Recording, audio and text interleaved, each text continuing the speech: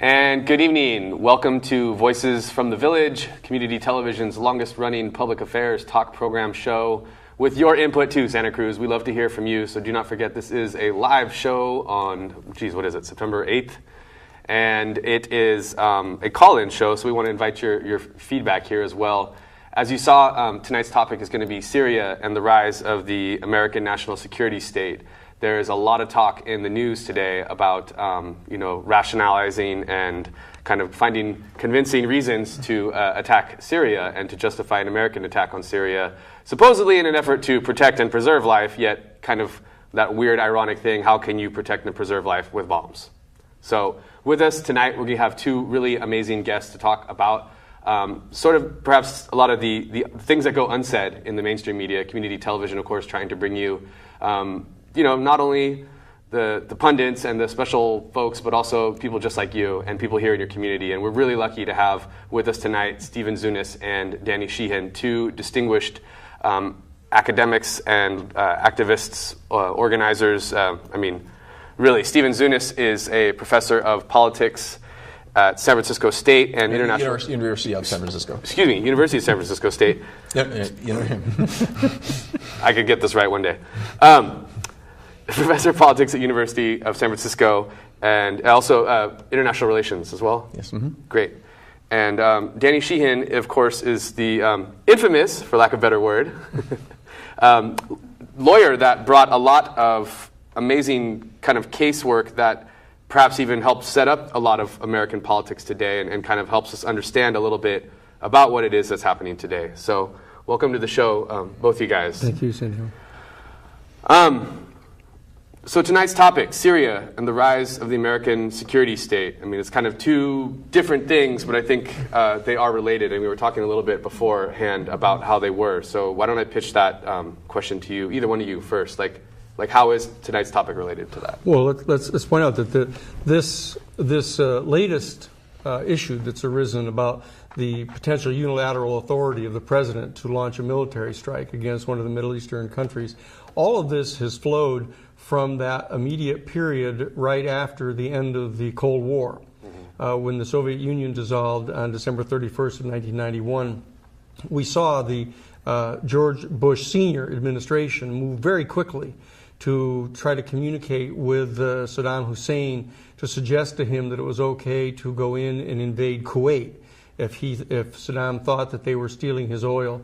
And that instigated a whole chain of events in the Middle East, pursuant to which the administration, in that case the Bush Senior administration with Dick Cheney as their Secretary of Defense, and the others that were in there that were the generators of the Project for a New American Century, they determined that they were going to assert unilateral domination of the Middle East, to take control of the oil fields.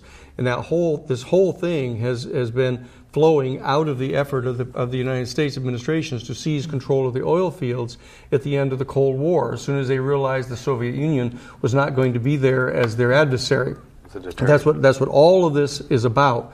And so the sending of United States military forces into the Middle East to occupy in Saudi Arabia, to allegedly push Saddam Hussein back out of Kuwait, then to establish the no-fly zone that was there, which generated the whole rising up of the jihad in the Middle East, led by the Muslim Brotherhood. What we're seeing now are the logical consequences of this type of aggressive action on the part of the United States to establish what it is that Paul Wolfowitz and Dick Cheney referred to at the end of the Bush administration as full spectrum dominance on the part of the United States. And these are the Muslim Brotherhood people fighting back in any way that they can think of to attack us, which we've now characterized as terrorism, and we're now using it as the new ultimate boogeyman to be able to justify the American national security state, which had previously been rationalized on the basis of anti-communism. That's what this is all about. Stephen? Yeah, I'd add to it that Americans, I think by nature, do not support an imperialist foreign policy, that they'd rather have our resources and our attention here at home. if we could get our energy needs met, by renewables and other safer means that would not just be better in terms of the climate, but in terms of not having to engage in the enormous sacrifices that wars of conquest tend to have. Most Americans would prefer that. So we often couch this in either idealistic terms, as in supporting democracy or the rights of oppressed minorities. Exactly. Or the old Cold War fears of scaring people basically. Right. I think that Dan outlined things fairly well. I just specify that Muslim Brotherhood is one of a number of Islamist movements, and actually in many ways they're not the most threatening. Al Qaeda and some of the more radical Salafist groups are more extreme, but that and it's not that this is all manufactured. These guys are real. They're bad guys, but the question is what kind of policies make us more safer. And so even if you put aside the moral questions and the legal questions, just in terms of America's own national self-interest, right. I've spent time. I've studied the Middle East and traveled to the Middle East for a good 40 years now, and I must say that the more the United States has militarized the region, the less secure it become, that it creates its own reaction, and we're attacked not because they hate our freedoms, but because our policies in the Middle East have had very little to do with freedoms. Right. It's been about supporting repressive regimes and occupying armies. And the enemy of our enemy is our friend, right? I mean, you look at someone like Osama bin Laden being used by the United States to kind of achieve these foreign policy goals, and then I think the term is blowback, right? Like the kind of unintended consequences of this militaristic kind of policy, and seems quite amazing. So, I mean, I guess with respect to Syria, would either one of you like to sort of update our viewers, for those who don't know, essentially what is the situation in Syria? I was shocked to talk to a couple of people that really didn't quite understand that this has been going on for like 2-3 years. Yeah, yes. In March, nothing new. In March of 2011, there was a largely spontaneous and nonviolent pro-democracy struggle that included people from all the different sectarian communities. They wanted a more progressive, inclusive Syria. They were tired of the corruption, authoritarianism of the Assad regime. Many of these people were leftists. Many of them, in fact, were. And they were. And one of the interesting things, despite the socialist label of the Ba'ath Party, this was the most working class base of all the Arab Spring revolutions, because it had the only way that Bashar Assad had liberalized relative to his father is economically, and expand on this crony capitalist class. I really have problems with a lot of people on the left that assume because Assad is challenging American hegemony, he and his regime are therefore progressive. They're not. But this movement was a very exciting movement, and it was faced with terrible repression from the regime. And the more they repressed, the more people came out on the streets, and a lot of people from the military refusing orders to shoot down unarmed demonstrators, threw down, joined the other side basically. Unfortunately, they brought their guns with them and formed this thing called the Free Syrian Army, saying they were going to protect the population from attacks by the state. But of course, it gave the state the excuse to attack even more, and the death toll went up tenfold. And as the armed movement spread, not only did that suppress the nonviolent pro-democracy movement, it brought in all these really sketchy elements of these Salafist extremists, including some allied to Al Qaeda. And even within, so you have all these different factions. In fact, the Pentagon estimates there are literally more than 1,000 different separate armed militia within the Free Syrian Army umbrella alone. And this is in addition to the Al-Qaeda types and the more extremists outside of that. And among these 1,000 or so, some are those that are fighting, are leftist groups and nationalist groups that are fighting for a genuinely free Syria, but a lot of them are as bad as the Salafists and Al-Qaeda. So this is the mess that it's in. It's become, and the people, they're not a lot of good guys anymore. Yeah. So largely, kind of what was characterized largely as like the Arab Spring, essentially like a kind of movement within Syria as part of this larger phenomenon, essentially kind of faced repression, and as a result, certain factions went violent. Now we have this conflict that's dragged on for about a year, 2 years? The initially nonviolent movement started about 2.5 years ago. Yeah. The armed struggle commenced about 2 years ago, and the armed movement ended up becoming the predominant mode of struggle about 1.5 years ago. Yeah. Wow. And as I point out, that all of this flows from the decision that was made, the strategic decision that was made right at the end of the Cold War on behalf of the George H.W. Bush administration. Right. They established a doctrine that was set forth in the 1992 United States Defense Department Policy Planning Guidance document, in which they initially proposed having the United States assert its unilateral domination in the Middle East. Yeah. And when in fact the New York Times and Washington Post got wind of what it is that they were proposing, they editorialized against it. And so they came out with a second draft that was called The Projection of U.S. Military Power into the 21st Century and Beyond. And in it, it expressly states that the purpose of this is to maintain the continued privileged access to the strategic raw materials that are needed by the members of the Northern Industrial Alliance. And this was a brand new thing that arose right at the end of the Cold War. This Northern Industrial Alliance was established among the United States, Canada, Mexico, which is not the indigenous Mexican people, but the Spanish ruling class, yeah. and the United Kingdom, and Spain, and Italy, and the new reunified Germany. And they actually stated in it they would ask Russia to come and join this new Northern Industrial Alliance now that they have spun off all of their ethnic provinces, which means all of their non-Caucasian provinces. So what you see here is a grand alliance of Caucasian nations in the Northern Hemisphere that George H.W. Bush has been trying to get into coordinated activity against the Muslim world, against the non-Caucasian world, to hold on to power when they constitute a minority in the world, but that they want to dominate and control the strategic raw materials that they need for their war-making capacity. That's what's happening in the Middle East, and we pointed this out. We pointed this out when we uncovered the Enterprise in the Iran-Contra scandal, trying to point out to them this. And I've written about this in the book that is recently being published now. This is published originally on the 24th of September, called The People's Advocate. And this is an analysis of the cases that we did back during that period of time at the Christic Institute, trying to warn people about the rise of this American national security state. And that's what this is about.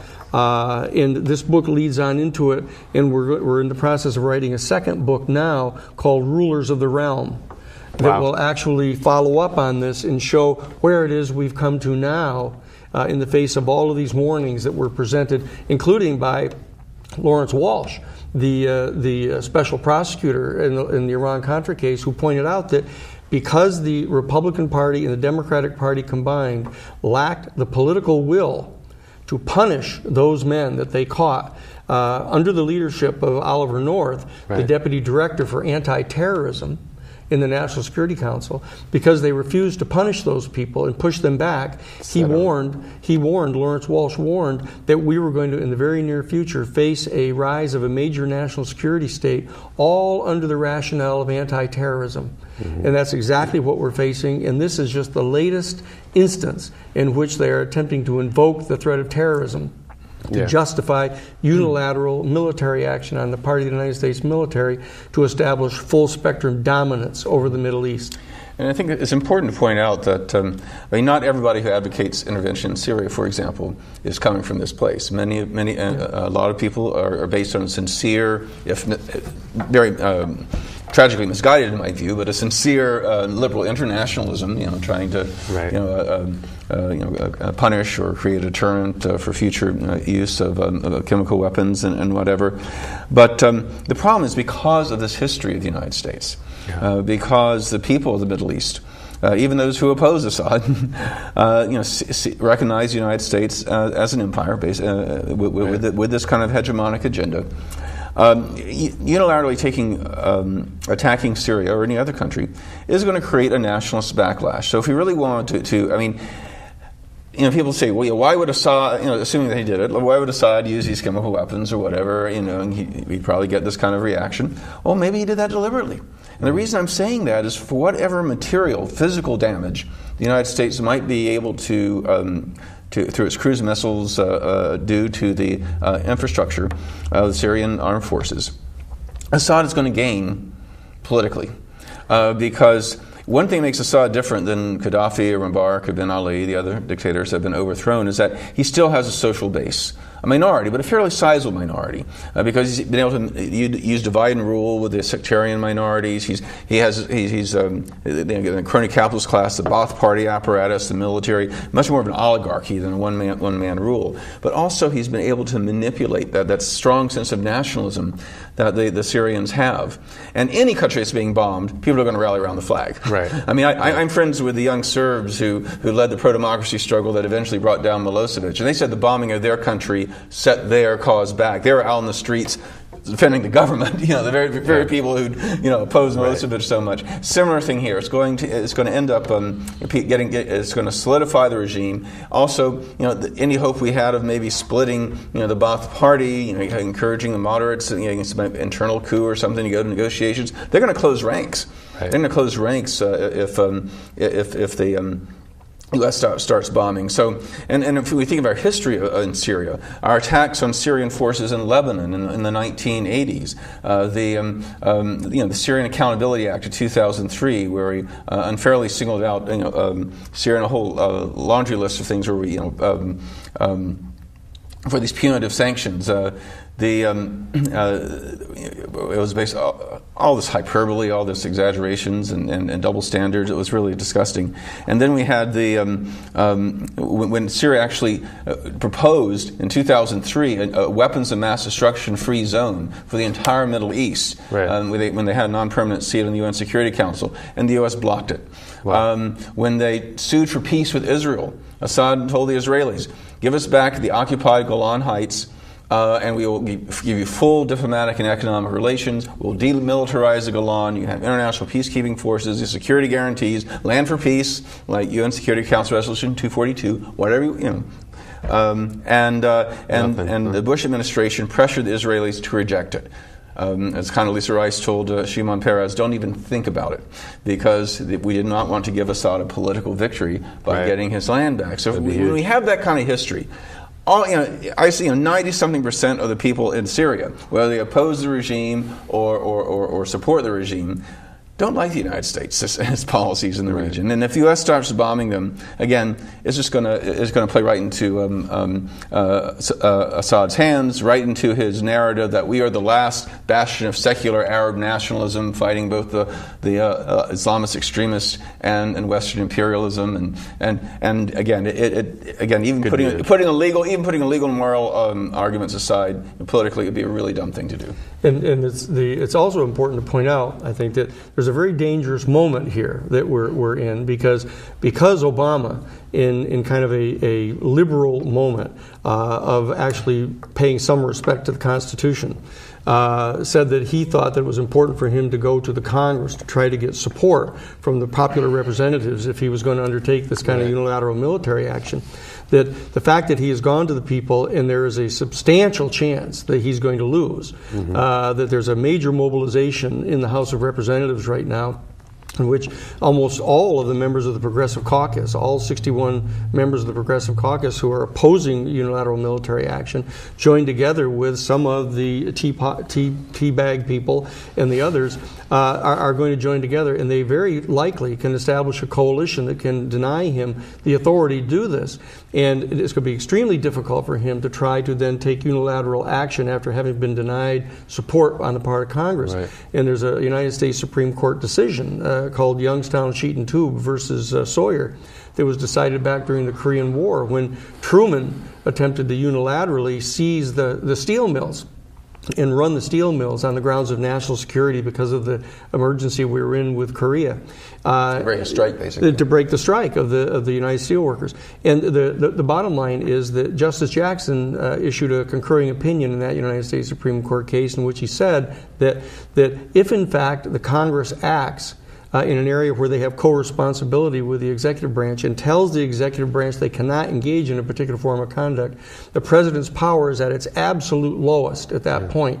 And that will be true as to what happens here. The danger is, not that the danger is that we won't invade Syria. The real danger is that the forces of reaction, the national security state advocates, are going to come in and say, see, this is what you get if the president tries to ask for support from Congress.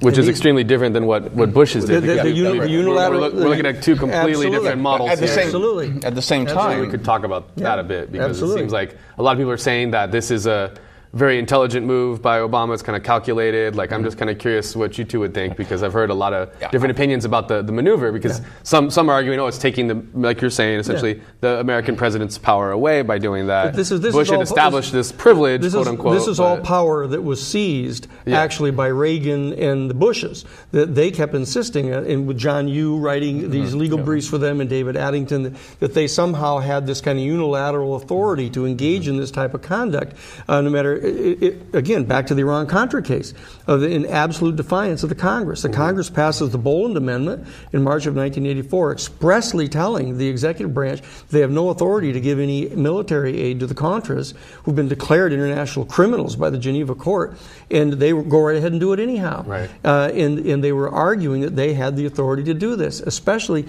if Congress, knowing they have done it, doesn't take steps to punish them. That is a common law acceptance of what they've done. It's acquiescence in the accretion of more and more power on the part of the executive branch. It seems like the saddest thing is that there were people that were convicted in the Iran-Contra scandal, all sorts of different kinds of charges, but essentially all of them were pardoned and then reserved again 20 years later. Well, actually, in the second Bush many of them weren't convicted yet. He actually issued the pardon before they were even tried. So we never even got get out of jail free cards. We never even got a chance to present the evidence against them, which the Christic Institute had actually put together and presented to a Florida court. We had all the evidence there, and that is why the special prosecutor said that in light of how obvious the evidence is against them, if you let these people off now, that this precedent is going to be horrible, because these national security state advocates under the rubric of anti-terrorism are going to be asserting that they have the power to unilaterally act like this. So Obama, it may turn out, strangely enough, that of the 2 terms of the Obama administration, the most important single thing, the only liberal thing that he has done, other than the Health Care Act, which was basically a subsidy to the insurance companies, that the most liberal thing he's done is go to Congress in this particular effort, and if Congress exercises his power to stop him from doing this, that will be the precedent. That in fact we as the American people, through our representatives, have taken back our power from this unilateral executive who has been just carving out more and more power under the rubric of anti-terrorism, which was explicitly intended by the George H.W. Bush administration to be the new rationale, the new ultimate other for the national security state. And that's what, one would have assumed that the National Security Act of 1947 that was passed in order to combat communism in the Soviet Union, one would have logically thought that immediately after the dissolution, the voluntary dissolution of the Soviet Union, that one would have moved to dissolve the National Security Act, to do away with the Central Intelligence Agency, the National Security Council. But no, what they did is they immediately moved to try to fill in that vacuum, to have a new ultimate other. New boogeyman. In the new boogeyman. And that's Noriega, Saddam Hussein. The dartboards, right? The monthly dartboard as to who the new head of the... And now they've settled on the terrorists, who they keep falsely professing to be trying to attack us because they disagree with our way of life. The reality is... war on a verb. The reality is that we put 250,000 U.S. military troops into the Middle East and occupied their holy lands, just exactly like Osama bin Laden informed King Faoud and Crown Prince Abdullah back in August of 1991 was going to happen if they allowed them to come in to try to remove Saddam Hussein. They were going to stay there. They were going to occupy the Middle East. And that is what generated the entire jihad, led in part by Osama bin Laden, but also by the Saudis. There's this total vacuum. I mean, this history is amazing because there's total vacuum in modern modern day politic about this is just the context is just absent. They're not. No one's talking about the past, and we need to talk about that. And that's where I think if we can stop this, get the House of Representatives to probably can't get the Senate to stop it, but the House of Representatives has voted it down, it would be a major victory. Yeah. Now, why you're asking why Obama might have done that? I've heard all sorts of speculation. One was that as a constitutional lawyer, he actually had the integrity to realize that he had no choice. Probably Larry Tribe called him up and said, Barack, I gave you an A in this course, and you need to earn it now. Right. I will revoke it. I'll take your grade back. GPA is going to drop. Right. Another was that I think he may have known that it was going to be a risky maneuver, that it might not go so well. So if it does go bad, that he had political cover. Yeah, that way he didn't do it unilaterally. That he had Congress, behind him. Yeah. So I've even heard speculation that he's doing this deliberately because he was getting a lot of pressures from very, very powerful powers that be to go ahead and do this to invade, and he's actually hoping that Congress will prevent him from doing it. Yeah. I'm not sure about that one, but it's plausible, I suppose. Right. But I should also mention that the anti-war sentiment in Congress is very mixed. I mean, you do have a lot of progressive Democrats who oppose it for all the right reasons. You also have these kind of libertarian type Republicans, and Ron Paul types who very much oppose it. You also have a lot of these crazy right wingers who will say anything. Anything. If Obama wants it, they're going to be against it. They want it to weaken the presidency. They want to have it. In fact, I think Will Durst had a column today. Republicans can't decide what their priorities should be. Their hatred of Obama, or their insatiable desire to bomb the hell out of a Middle Eastern country. And they got to decide between these two. Thank goodness.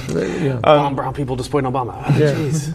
But regarding this broader thing, I think the background you're saying, which is quite accurate. I think that it would be indeed we really putting the skids on this if we can stop this. I think this would be a very important step. Basically, I should mention that Sam Farr, our local congressman, was one of the first dozen or so members of the House of Representatives to come out against the war resolution. Ann Eshoo is at this point undecided. So she should be receiving end of phone calls and emails and the like. Unfortunately, both our senators, including Barbara Boxer, who opposed the Iraq War, have gone out in support of it.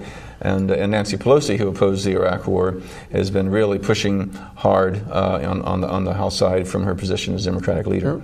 Sure. Well, we need to talk a lot more about these things, and for example, we're going to be gathering at Logos on the 25th of September just to discuss this book. It's not a big deal about the book itself, though people should go get it. The reality is that the subject matter of it, the analysis of the rise of this power at the end of the Cold War, and understanding where it's going to be leading us, and the fight that the Christic Institute undertook to try to stop this thing from happening while there was still time. That's the kind of discussion we have to have at Logos at 7 p.m. on the 25th. We're going to be having a discussion at Cruzio's on the 19th of this month. September? At Cruzio's the 19th of September, like from 5:30 to 7:30. We're also going to have another discussion about it at the Santa Cruz Bookshop. The date, you just have to get a hold of the Santa Cruz Bookshop to know what the date that is, but it's going to be probably in September. Yeah. We need to, in my opinion, is that what we need to do is we need to have some discussion about establishing constitutional protection zones, very much like we did back during the Karen Silkwood case with regard to the nuclear issue.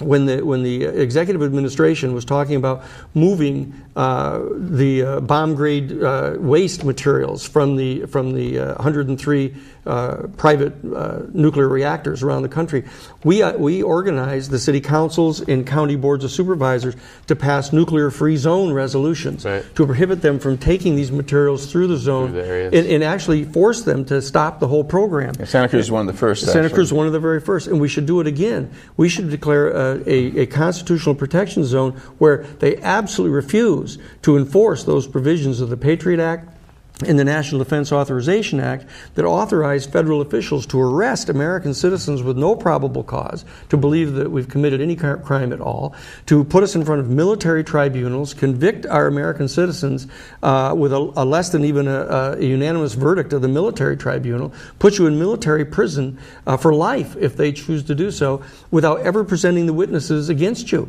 to cross-examine. This is the most outrageous statute that has been passed since the Alien and Sedition Act, and yet people are sitting here like frogs being cooked in warm water. You know, I mean, the reality is, what are we doing in this handbasket, and why is it getting warm? Yeah, that's exactly that. We need to gather together and talk about this. So let's gather together at Cruzio's on the 19th of this month at 5:30 in the afternoon. Great. Let's gather at the Logos on the 25th, and let's contact the Santa Cruz Bookshop to hold these gatherings where we can discuss what the history is that's led up to these. Because they confined me. Actually, the publishers confined me to only 600 pages in this book. I submitted a 1,300-page manuscript that talked in detail about this incident of Dick Cheney basically inviting Prince Bandar into the White House right after George Herbert Walker Bush sent the handwritten memo to Saddam Hussein through April Gillespie, telling him that if Saddam Hussein felt required to use military force against Kuwait, that he should feel free to do so. You know, that these pieces of history need to be discussed by the American people and tell everybody they know about this, so that we can mobilize opposition to this type of unilateral action. My understanding was slightly different, that it was more along the lines of that the United States did not take a position either way. No, actually the quote was, that was in the handwritten memo, which I've got a copy of, was that George H.W. Bush wanted to let Saddam Hussein know that if in fact he found it necessary to resort to the use of military force, if he thought that Kuwait was slant drilling under his boundaries to steal their oil, that it would not be deemed to be contrary to the long-term best interests of the United States. That was the actual term that he used. Yeah, the big scandal, I think, during that period, of course, was that when Cheney and other people went to Riyadh to convince the Saudis to allow American troops the first time to be on their soil, and they came with these supposed satellite footage that they claimed showed massive amounts of Iraqi troops, more than you need for an occupation for a small country, and they are massing on the border of Saudi Arabia like they're poised to invade. Well, the St. Petersburg Times, a Florida newspaper, got a hold of some Russian weather satellite footage of that period, sent it to these expert analysts of that day that supposedly happened. They said there were only half as many troops as the Bush administration was claiming, and they were not massing on the border poised to invade, but were actually digging in defensive positions around Kuwait City. So again, I personally believe that the reports of chemical weapons attack by the Syrian regime are probably true.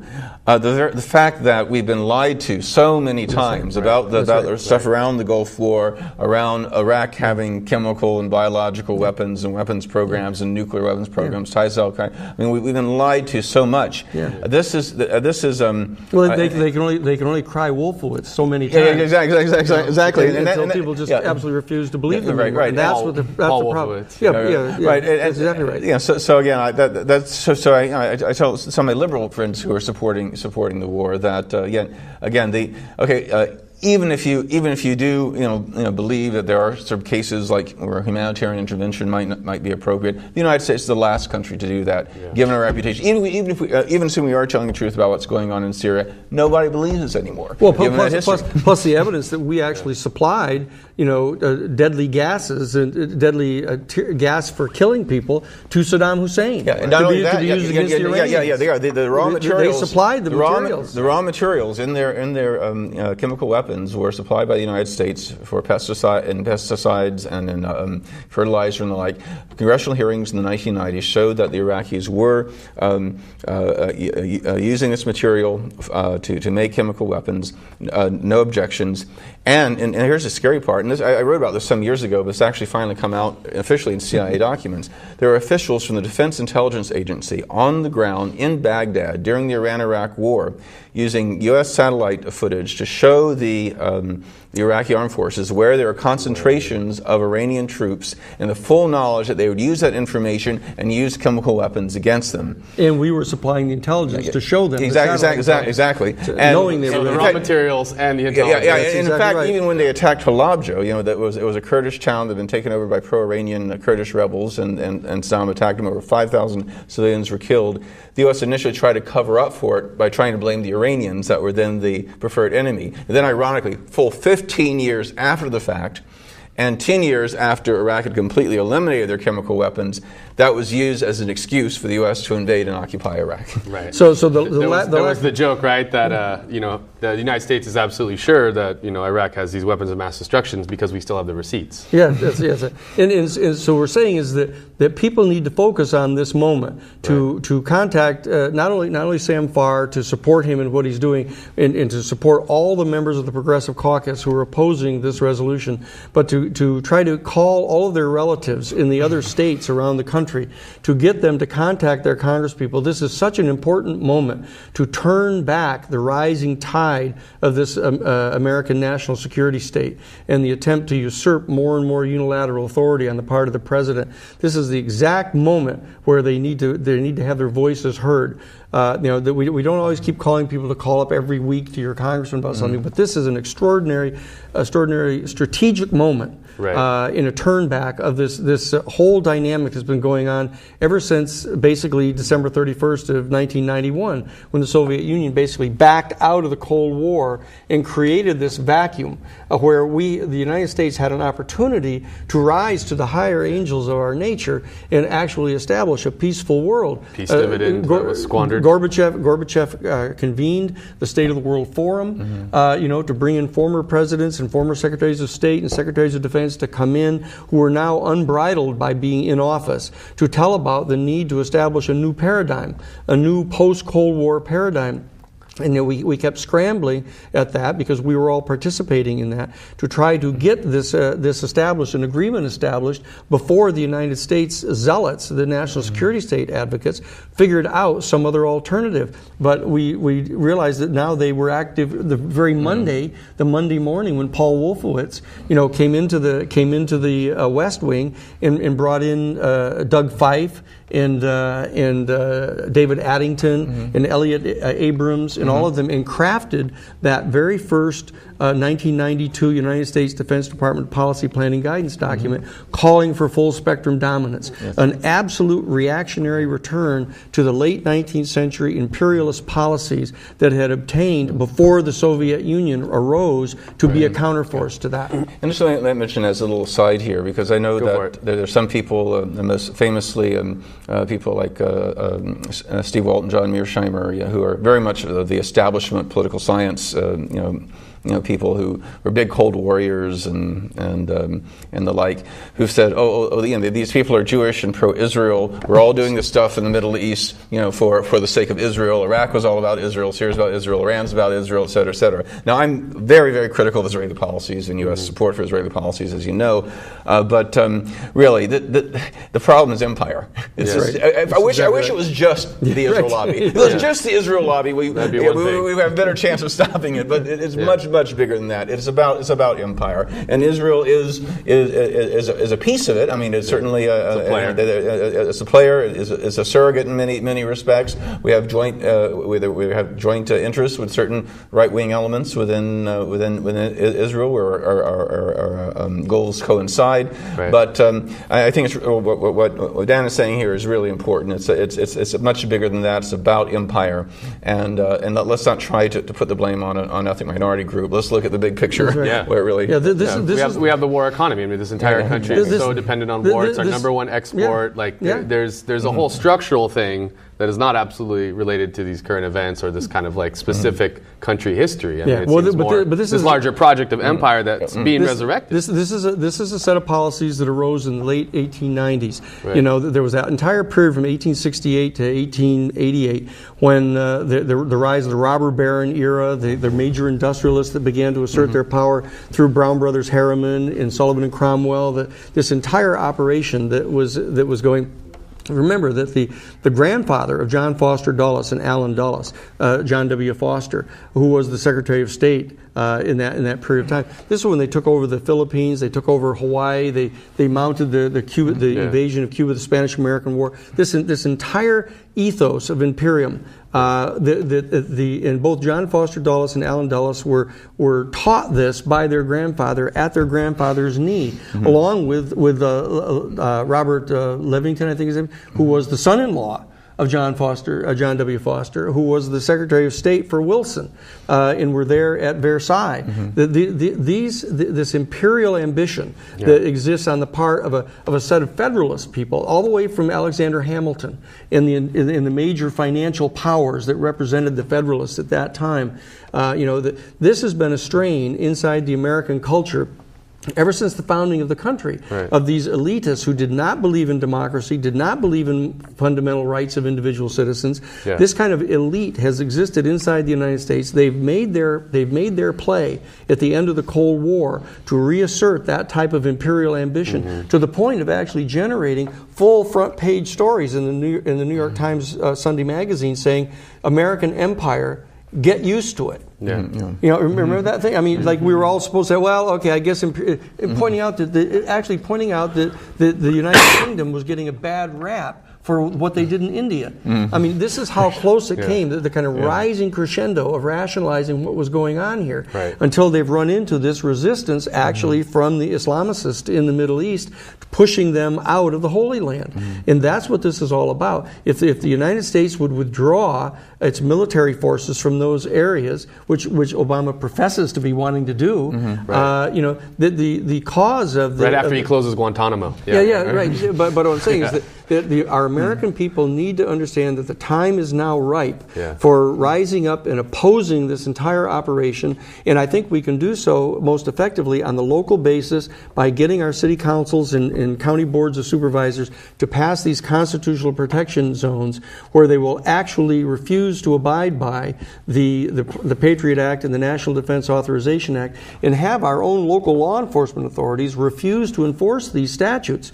This is an act of civil disobedience, a rising up and taking direct action against this national security state in a way that was considerably more focused than just the Occupy Wall Street issue. This is a short-term focus that we can have now to shut down the rise of this national security state and turn it back.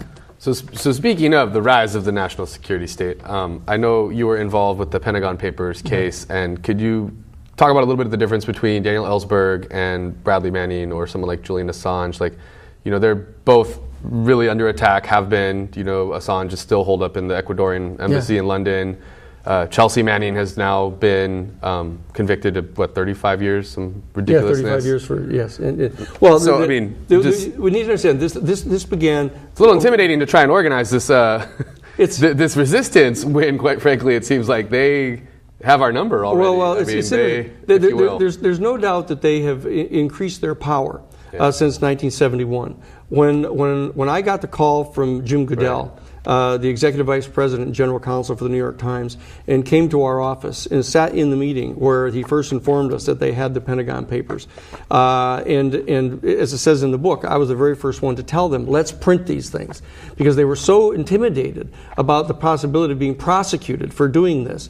And I pointed out that there were... That was the newspaper? The Times? Yeah, the New York Times. And I said, there's a United States Supreme Court case, U.S. v. Gorin, that was actually established at the end of World War II, in which the federal government attempted to prosecute a young lieutenant in the Navy for sharing the sailing schedules of the U.S. Military fleets out of Pearl Harbor with British intelligence, so they could coordinate their shipping together. And he was prosecuted, and the United States Supreme Court ruled that the Espionage Act, on the face of it, was inherently overbroad and vague about revealing national security information. You couldn't tell quite what they were talking about. And they said that unless and until you imposed an absolute prerequisite at any espionage charge that the person charged had an evil intent, had a specific malevolent intent to gather information and to give it to a specific foreign enemy for the express purpose of injuring our country, that you could not constitutionally prosecute someone under the Espionage Act. And that was what we relied upon in the Pentagon Papers case. We pointed out to Judge Murray Gurfein in our first meeting in chambers with him, with Whitney Norris Seymour, the U.S. attorney in there for the Nixon administration, arguing that they could not prosecute under the Espionage Act. And we prevailed in that argument. And then we pointed out, therefore, they didn't have any authority. There was no statutory authority that they had whatsoever to prosecute anybody. And what they resorted to inherent authority. They claimed that the executive branch had the inherent authority with the judicial branch to come together to actually punish someone by judicial fiat, without any legislation whatsoever for it. That is one of those high watermarks of the national security state. Actually going back, failing fundamentally to understand that our federal government is a government of limited powers that have been delegated specific authority by our people in the Constitution. They do not have inherent authority. The executive does not have inherent authority to just go and attack countries without any authority to do so. That what we've got to do is we have to reestablish the Constitution, get people to understand that the Constitution is just not some ship that sits in the harbor in Boston. Right. This is an important document that sets specific limitations on the power of our executive branch. And it's time for the American people to reassert our power and to take this power back from this unilateral executive. Because they may feel somewhat sanguine by having a nice guy in there like Obama. Yeah. Which is even more dangerous than a bumbling idiot like Bush. You put a guy like Dick Cheney into the White House, or one heartbeat away from the White House, and basically running the operation behind the scenes. Then you've got a dyed-in-the-wool authoritarian in position there, and these are dangerous principles. And we've elucidated these, and now the Bush administrations and Reagan and the others, they've appointed 83% of all of the federal judges, many of whom come from the Federalist Society, aptly enough named, who are complete reactionaries. So that the American people have to rise up. We can't rely upon the courts right now. We can't rely upon the executive branch. No matter how nice a guy they think Obama is, he's killed more people with the unilateral attacks with drones than the Bush administration did in their entire 8 years. Right. So that we can't rely upon these people. We have to take this power back ourselves. So we need to gather together and discuss this. We need to understand what the history of it is and how we got here, and what the concrete options are that we have right now. That's what we need to do, and that's why I'm inviting people to come. I say to Cruzio's on the night of the 19th, to come to Logos on the night of the 25th, and to call the Santa Cruz Bookshop, because they will convene a community meeting where we can all talk about what we want our city council and our county board of supervisors to do to help protect us. That's great. I just want to say really quickly that this is, again, Voices from the Village. I'm still Sandino Gomez. We're talking with Danny Sheehan and Stephen Zunis live right now, September 8th. I was right earlier. And I just want to invite you to call in. This is, again, if you're watching September 8th, a live show. So the number just appeared right there, 425-8844. If you have a question or a comment for Danny or Stephen, please do feel free to jump in here. I don't know if that, and I extend that invitation to our studio audience as well, of course. I saw someone maybe by the microphone. I don't know if she's still interested in asking her question.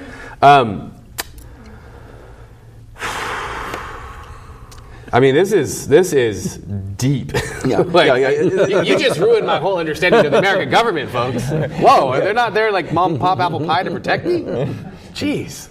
One thing, a couple of things that do give me hope is I think people are, the skepticism about the whole Syria plan is very exciting to see. People on a very pragmatic level, not even a particular ideological level, raising these concerns, and they remember, how not just Bush and Cheney and Rumsfeld. But then Senators Joe Biden and John Kerry, insisted they had all this evidence that Iraq had all these so-called weapons of mass destruction. John Kerry said, they have more chemical and biological weapons now, meaning 2002, than they did before the Gulf War, when in fact they totally eliminated them 10 years ago. And Kerry was briefed by Scott Ritter, the chief weapons inspector, and told him that Iraq had achieved at least qualitative disarmament. I had written about this in a number of academic journals. I had the cover story in The Nation magazine, The Case Against War, where I spelled out exactly if we invaded Iraq, we'd be bogged down in a bloody counterinsurgency war amid rising sectarianism, terrorism. I pretty much called it, unfortunately. Yeah. And so it's not like these people didn't know. Right. And now, Kerry and Biden are the big water carriers saying, hey, we have all this proof. We can't show it to you. We have all this proof. Just trust us. Even Nancy Pelosi, who's, again, really, really twisting the arms big time of her Democratic colleagues. She was saying that the Syria's use of chemical weapons are undeniable. Well, I remember back in 2002 on Meet the Press in November, she said that there's no question that Iraq had chemical weapons. So people, I think people are starting to wake up. People are. Ironically, I think again, in this case, Syria probably did use the chemical weapons. But the very fact that people are questioning this is I think a very, very positive sign. I think it shows a degree of really a greater maturity in the American public, and I'm sure you remember this. Because you're one of the people who uncovered these memos. And I remember how there was some mention about, in case of some of the plans for escalating American aggression in Central America, that we had to keep this information from the enemy. They kept referring to the enemy. Well, the enemy they were referring to was not the Sandinistas, not the FMLN, not the Cubans or the Soviets. They're talking about the American people. That's right. The people who dare to challenge this national security state. Wow. That's right. So was that about hope? Yeah. Whoa. Yeah, but the hope comes from below, and I think that another thing about Obama, I think, is that despite all my profound disappointments in so many levels, on certain ways he is somewhat more pragmatic. He realizes there are limits to American power. Right. And that there are certain battles that we have to be more selective, I guess you could say, in terms of projecting American power. And so that's why I think despite the many similarities between the two parties, I think one thing is that the Republicans are pretty hopeless in terms of change, but the Democrats can be forced. Because I've seen how in Vietnam, virtually all the Democrats supporting the Vietnam War, and by 1972, virtually all the Democrats were opposed to it. I saw how Andrew Young, former civil rights activist, vetoed sanctions against South Africa in 1977, but by 1986 you had enough votes in the Republican-controlled Senate to override Reagan's veto to impose sanctions. Wow. I remember Mondale and other Democrats in 1980 blocking a minority plank for a nuclear freeze. When Mondale and others were running for president 4 years later, they were saying, I've been for the freeze since day one. If you look at East Timor, if you look at Iraq, if you look at these other issues, rarely, with a few conscious exceptions, liberal Democrats have rarely led. They've generally been dragged kicking and screaming, by their constituents. Certainly. And so I think it's I think we should be definitely skeptical. We should not be naive about the Democratic Party, but at the same time not be cynical, because I really do think a mobilized citizenry can make a difference. We've seen it. We've seen it many times before, and we just need to keep on pushing. I can't remember the name of the representative, but he's from Oregon, and he actually published the results of constituents contacting him on the Syria issue, and it was 3,000 to 18. Yeah. It was insane. Yeah. So it seems like the people are rising up. The people are definitely disgusted by this thing now. Yeah. And it's extraordinary. However, you see the mainstream media just beating the war drums. Right. I mean, that Blitzer just basically excoriating anybody who came on that tried to suggest they ought to really consider some alternative. And on NBC, you get one person saying, look at this is the 50th anniversary of Dr. Martin Luther King, as well as the weekend everybody's crying to attack Syria. He says Yeah. he's praying and pleading for us to find political solutions to these things. That there's nothing going to be solved by this type of a bombing. Right. You know, I mean, it'd be different if the United States and its sanctimoniousness had attacked every single person who had violated one of the international laws. You know, of slavery, of you know, white slavery, of torture, you know, of mass exterminations. You know, but they don't. What they do is they select these particular people who just happen to be in oil-producing countries, and it doesn't. Or have just different ideology. I mean, it doesn't take out anybody. That's like this, you know, like people were saying, oh, we have to act unilaterally because the Soviets and Chinese, Russians and Chinese are using their vetoes. Well, I did, and they vetoed 3 previous resolutions on Syria, which I actually thought were quite reasonable. They did not call for intervention, and I've been very disappointed with the Russians and Chinese support of the Assad regime, to be honest. But the sanctimonious stuff about Samantha Power say the other day that they are holding the UN hostage, et cetera, et cetera. Well, I did a little research. Okay, since China joined the United Nations in the early 70s, they've used their veto power 8 times. The Russians, and prior to that, the Soviet Union, during that same period, they've used it 18 times. During the same period, again, early 70s to the present, the United States has used its veto power 83 times. Wow. And, you know, there's and most of those were to either defend itself or allies like Israel from criticism for violations of international humanitarian law. You know, very similar things we're going after Syria about. Also, you know, there's upset, again for good reason, that Russia was supplying the regime with helicopter gunships. We had administration officials quoting Amnesty International saying, "Oh, you should, you know, don't send helicopter gunships to the Syrian regime." And again, I can't argue with that. But do it for the right reasons.